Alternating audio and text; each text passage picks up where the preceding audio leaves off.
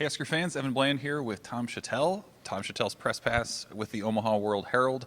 Tom, it's Victory Monday for Nebraska. Finally get that elusive win against Northern Illinois, but it's also kind of a dark Monday a little bit with the start to the press conference today. Matt Rhule kind of laid out some season-ending injuries that Nebraska had. Two at the running back position. Gabe Ervin, who's been the starter, and Ramir Johnson, both out for the season. That leaves Anthony Grant, who was the starter last year. It leaves freshman Emmett Johnson, probably as the next man up. Quentin Ives as another new player. What was your reaction to that news? Where does that leave Nebraska? Oof.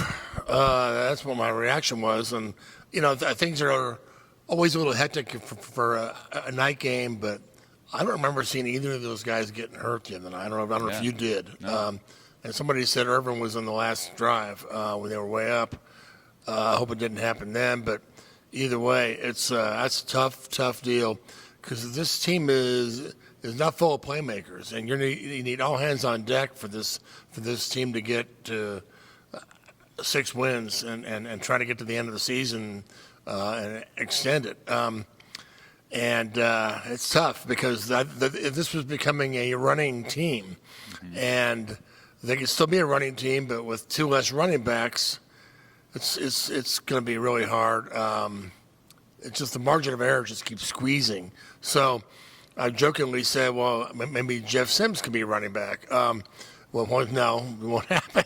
Want that? I think he might start, as we will see. He didn't say anything about that. But what it means is that they're going to need both quarterbacks, and they're going to run that quarterback more now. They're going to have to, but. It puts more pressure on the offensive line. They've got to do better. They've got to find receivers as options. It just makes Satterfield's job a lot harder. There's no question that the quarterback situation is the big picture question of the week. It was a little bit overshadowed today, I thought, with the running back news. But, I mean, what we saw from Heinrich Haarberg, he accounts for the 3 touchdowns, had the 1 turnover against Northern Illinois when he got hit on a sack. Matt Rhule kind of said today that they're not going to talk about Jeff Sims' status for competitive reasons until the weekend. He practiced Sunday. What do you make of this situation? How do you handle this thing? When you have a guy like Haarberg who did so well in leading Nebraska to its first win. Yeah, I thought the other night Haarberg, and I was wrong. I didn't think he was a starting quarterback in the Big Ten.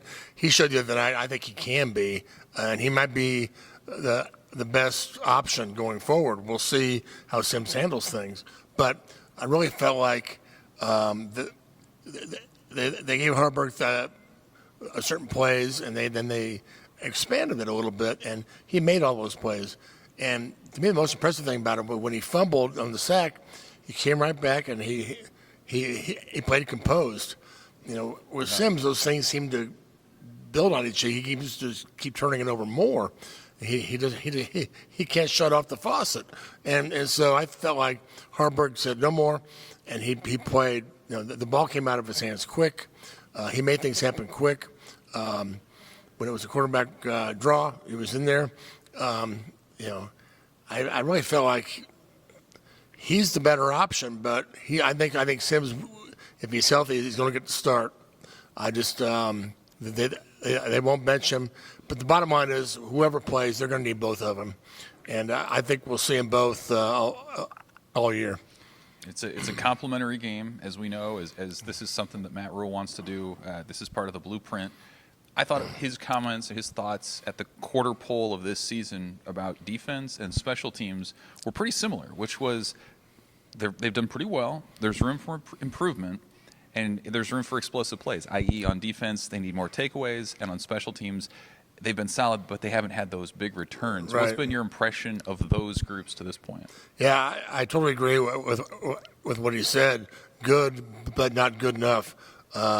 They're better, but they're not there yet. It's absolutely true. You got to get more out of that defense. There's a lot more there. We're just not used to seeing tackling and the crisp hitting and the execution. And again, I think I probably jinxed it the other night, but I said they are not killing themselves with penalties, late hits, targeting, things that always seem to happen under the last regime. Those aren't happening. So, but they can still get more turnovers, and it's going to have to be better against the Big Ten. So, I felt like it's the right thing to say to give them praise, special teams as well. Better, not good enough yet. There's a lot more there. It's the right thing to say after just 3 games, but it's also true. Well, they have Louisiana Tech on Saturday afternoon. That's their last non-conference chance, and then it's Michigan in Memorial Stadium. That's a 2:30 kickoff. We found out here today, and it's off into the rest of the Big Ten season. So Nebraska's finding itself. We're in the thick of this thing. It's a lot of fun. For Tom, I'm Evan. Thanks for listening. Stick with us this week, and we'll see what happens next. Thanks, guys.